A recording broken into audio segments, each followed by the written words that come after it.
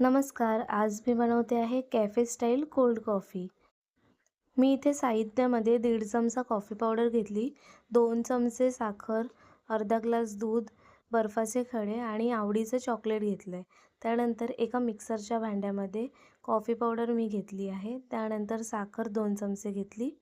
त्याचबरोबर 2 ते 3 बर्फाचे खडे घेतले आणि हे मिक्सरला व्यवस्थित फिरून घेतलं. त्यानंतर मी इथे कॅडबरी बारीक करून घेतली. आता एका ग्लासमध्ये मी दूध घेतलं. त्याचबरोबर जी आपण मिक्सरमध्ये ब्लेंड करून घेतलेली कॉफी होती, तीसुद्धा याच्यामध्ये ॲड केली. त्यानंतर वरून मी चॉकलेट टाकलं क्रश केलेलं आणि वरून थोडीशी कॉफी पावडरसुद्धा टाकली, जेणेकरून ती दिसायलासुद्धा चांगली दिसते आणि स्ट्रॉंगसुद्धा लागते.